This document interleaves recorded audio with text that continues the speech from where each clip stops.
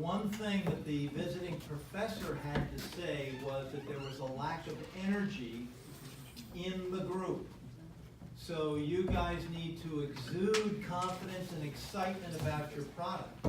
Think about Shark Tank. Those people are really excited about their product. You guys need to communicate that same excitement. So the good news was, in the previous classes, all the teams knew their lines, but they were almost, I won't say bored, but they didn't have any enthusiasm. So I want to see some real enthusiasm from the two, as far as the two presentations are concerned. Okay. So, you guys ready? Go. Hi everyone, I'm Zorana Dragasevich. This is Hadia Zahir, Valeria Zaragoza, Joshua Zeng, and Scott Zeng, and we are Express Nails. So just to give you a quick overview, today we're going to be discussing what is Express Nails, how we are going to operate, what we believe is special about us, what the industry is like today, and how we believe we will be profitable. So to start off, this is Sharon. Sharon's everyday life consists of a long to-do list of things that she takes after and looks after her children, her home, her career, etc. But oftentimes she neglects to look after herself. We at Express Nails believe that we can provide quality service without sacrificing time so that people like Sharon can get their nails done. To expedite our process, we are going to reiterate the value of convenience by only offering these 4 services at the prices listed on the screen. To operate, we are going to follow the hours of operation of TJ Maxx. We are going to take up 300 square feet of space in the second floor of the TJ Maxx location on Newbury Street. We are going to have 5 employees, us 5. 4 of us will operate as nail technicians, and 1 of us will serve as a manager or administrative assistant, and we will have 3 nail stations available at all times. Now I'm going to pass it off to Hadi, who's going to discuss the value proposition. To better understand our value proposition and financials, we conducted the 7-question survey you see currently. The questions were based off of finding out what will help make Express Nails a popular salon in the long run. The results represented reveal our most relevant statistics. So, for instance, we found that we surveyed 236 people, with the majority of them being women. We found that 64% of them get their nails done, with regular being the most popular manicure. We found that 64% of them spend on average 30 to 60 minutes in a nail salon, and 37% of them value convenience as the most important factor. And lastly, that 48% of them visit TJ Maxx a few times a year. And as you can see, we sorted our statistics by what we found was relevant to the consumers and what was relevant to TJ Maxx. There are many reasons why consumers would benefit through Express Nails. Firstly, people want to get their nails done, as 64% showed interest, and Express Nails addresses this need. Secondly, the most important factor that was voted among people who do get their nails done was convenience, highlighting the fact that what distinguishes nail salons from one another is the level of convenience they offer their consumers. Express Nails understands this importance, and because of this, thinks that it would be appealing for its customers to get both their shopping and nails done at one place and at one time. Lastly, Express Nails wants to allow even the busiest of people to fulfill all their needs within their limited time. And because of this, would only have its services last between 30 to 45 minutes. This would be appealing to customers, as on average, 64% of people already spend 30 to 60 minutes in a salon, demonstrating that services that are less than an hour are favorable among the public. Additionally, TJ Maxx would also benefit. This is because Express Nails would help TJ Maxx become more of a routine destination, meaning that their customers would begin to visit more regularly instead of only when they're in search of a specific product. As you saw before, 48% of people only visit TJ Maxx a few times a year. With the help of Express Nails, TJ Maxx can help target these people and focus on having them return more frequently, which in return would strengthen their customer loyalty and reinforce their message of convenience. Next is Josh with the target market. So the reverse pyramid on the screen shows the target market for Express Nails. We have narrowed it down from population of the city of Boston to women in Boston, all the way down to the number of people we plan to attract in Express Nails, which is 3,802. We have derived this value from online surveys, online statistics, as well as our own Qualtrics survey. Now, as for our target demographic, Express Nails plans to target all women who frequent Newbury Street.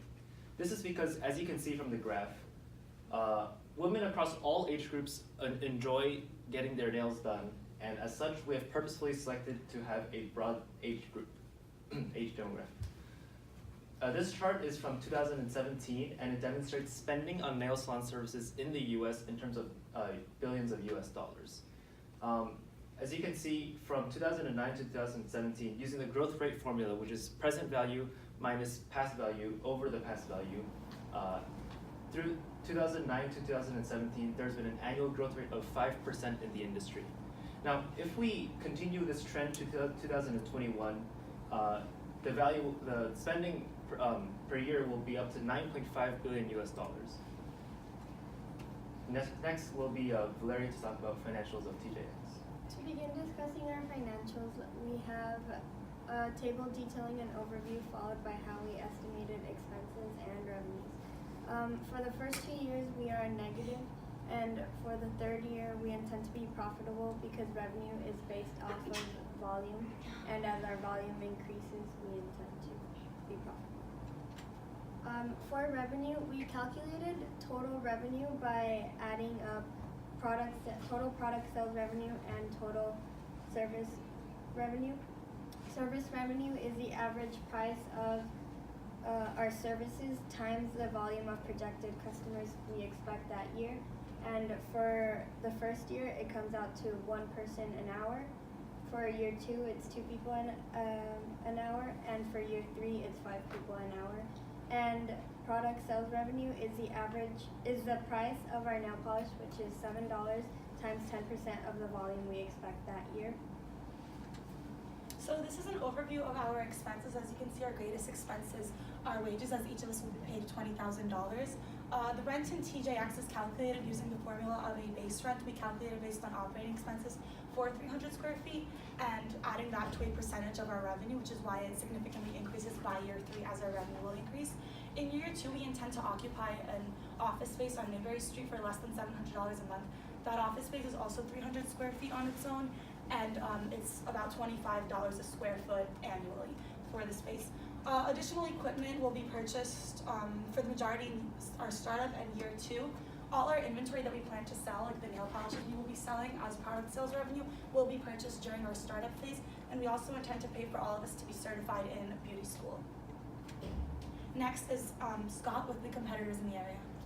So through our research, within 0.5 mile, there are 13 nail salons around TJ Maxx, and along Newberry Street there are 9 nail salons, and 2 of them require appointment, and 6 of them are chain nail salons under the brand like Minilux and Tom Nail Salon. Among all these nail salons, we select 3 of them as our main competitor based on price, distance, and customer review. Since our target customer is middle-income female, our price will be lower than the high-end nail salon like Minilux Back Bay, but higher than the relative low-end nail salon like Tom Nail and Skin. To advertise, to promote our company and compete with other nail salons in the area, we will hold several advertising campaigns. With a marketing budget of $1,600, we will promote our product and service mainly through social media and TJ Maxx. We will advertise on Facebook and Instagram as well as YouTube beauty channels, and we will also take advantage of association to TJ Maxx and have them to promote our products through their email subscription. And to attract more customers, for the first month we offer 50% off on our service. And we will also provide loyalty punch card, which allow our customer to receive their 10th service for free. And now, Josh is going to talk about the supply chain. So for the nail supply equipment as well as our products, we plan to purchase from wholesalers such as Princess Nail Supply as well as Nail Superstore. As for our storage, since we are a service providing business, we don't need a large amount of storage. Therefore, all we did was rent a 10 feet by 15 space in Newberry Street. And as for miscellaneous goods such as cleaning supplies, signs, as well as lights, we plan to purchase them from various wholesalers as well. Next will be Valeria to talk about human resources. In regards to our human resources, we will have 5 employees, 1 manager, and 4 nail technicians. And you are looking at all of them. We do not expect to have to hire more individuals within our 3-year time frame, and our small business organizational structure is team-oriented and non-hierarchical. So we will not because we are all equally compensated and equally invested. And further breaking down our founders, here are the CEOs, CFO, CMO, and CEO. So just to give a quick summary, Express Nails offers a 2-in-1 shopping and self-care experience for people like Sharon, who we met earlier. We want to emphasize convenience in our value proposition, and we hope that through our work we can develop a mutually beneficial relationship with TJ Maxx so that we can have people routinely entering their store by coming to our services. Thank you. Any questions?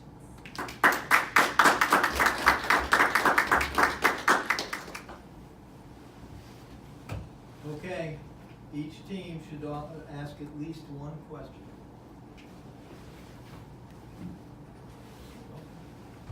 For your financial slides, if you go back to it, I was just surprised how in year 3 your revenue goes up by like exponentially. I'm just curious how that happened.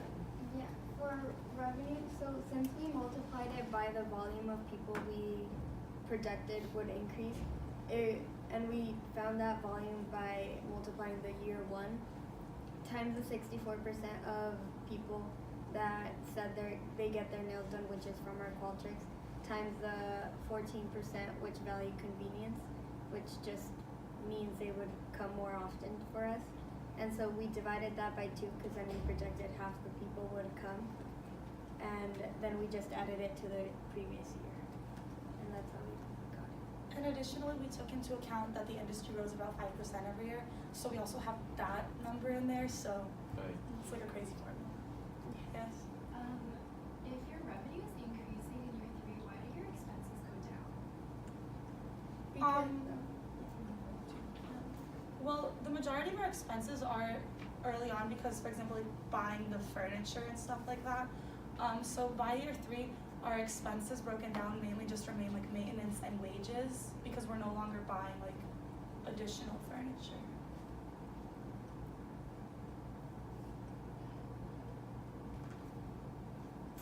You guys had an asked question over here.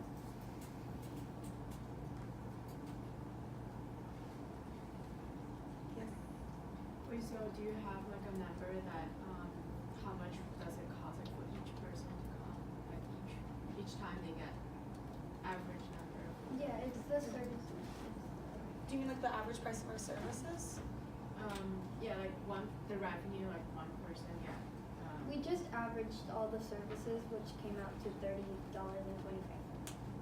Because our like services range from $19 to $45. So it's,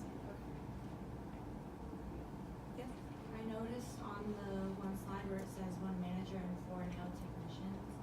Does that mean that like one of you guys is like the designated manager? Or that like you guys are like rotating?